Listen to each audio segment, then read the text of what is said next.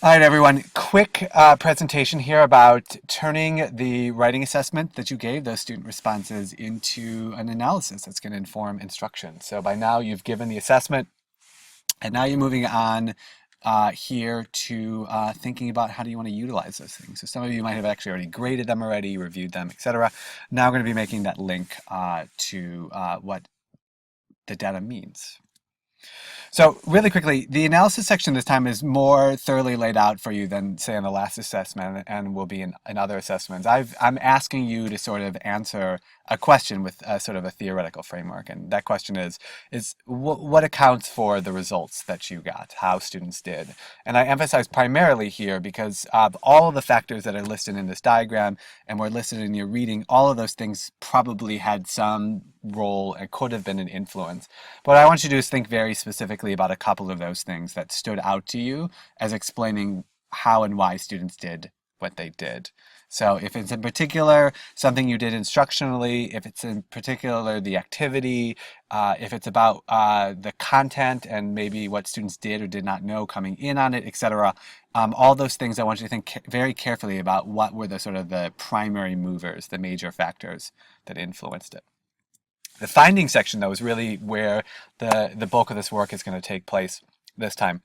And there's three things you got to accomplish in the finding section. In the first piece, you're going to describe for me the learning objectives, what the goals were of the instruction and the assessment, and then what exemplary performance looked like, or what proficient performance looked like. What were you looking for students to do in their writing in response to the goals of the task? In your actual discussion of the results, I want you to sort of tally and explain whole group findings, right? Like, to what extent did students actually achieve those objectives? To what extent did they meet your expectations? And then finally, in that process, you're also going to describe what exactly they did do in their actual performance on the task. So what I want to know more about is, like, when you look at the writing, what do you see in it? And that's really going to comprise the finding section this time. So let me show you a couple of ways of doing that. Now, and I just want to say before we jump into those, I am completely open to a third way. Many of you work in PLCs where you've looked at student work, and you may even have a format that you use for looking at student writing in particular. I welcome it. The key part here is actually just going through a process and recording your data and organizing it. So if you have another way of doing this that's separate from the two I provide, touch base with me and let me know what your thinking is, and we can talk through how to present that. But the two I'm going to talk about today are criteria-based, which we typically do through a rubric, or feature-based, which we do through a number of ways of looking at specific performances or behaviors inside student writing, in this case, for example, an error analysis sheet, which I'll get to in 1 second. So the criteria-based piece is really easy, so really straightforward anyways. You have a rubric that says this is what students' scores, these are the student behaviors that would yield certain scores. So for instance, you can see on the screen here, I've taken the rubric from that little assessment item on Amelia Earhart we looked at on Thursday night in the discussion. And I've just shown you what the rubric looks like, right? And so here we have score points and we have a set of criteria for them. So if you were doing a breakdown of student performance, you could score their findings, their writing, and then do things like a tally of how many people scored a 3, or the average of the whole class in total, or you could look at the most frequent number of people who scored this or that score. You could look at how many people in a 2, what kind of evidence that they gave. You can look at how many people won. You look at things that aspects of students who had a 1 who scored some pieces of 2. In other words, where were their sort of their growth targets as well. So the criteria base provides you an opportunity to tally up scores in terms of like what the grade of the student performance was relative to a rubric. And it also gives you the opportunity to look at the criteria in the rubric as a means of assessing how students are making progress.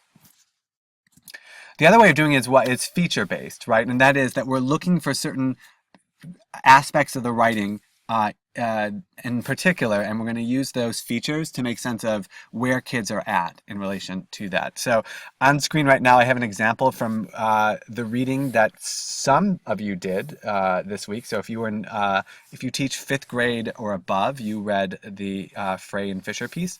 And in it, they have a error analysis tool. And all this does is they've taken the skills or the learning objectives, and that's in that column that marked error there, right? So what they were looking for in students' work, right? And this includes an introductory paragraph with those features.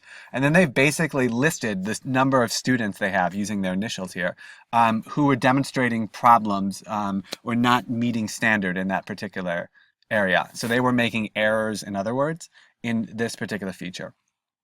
Now, I'm not saying that you have to do it like error-based. You could say, if you were teaching kids, you were expecting kids to utilize capitalization, you could simply make capitalization a feature or performance and tally the number of kids who got it, or you could tally ways in which they're struggling or the extent to which they're achieving it. But this is one way of doing it, is just simply to name the features you're looking for and the extent to which either students are getting it or not getting it, and list the numbers who are there.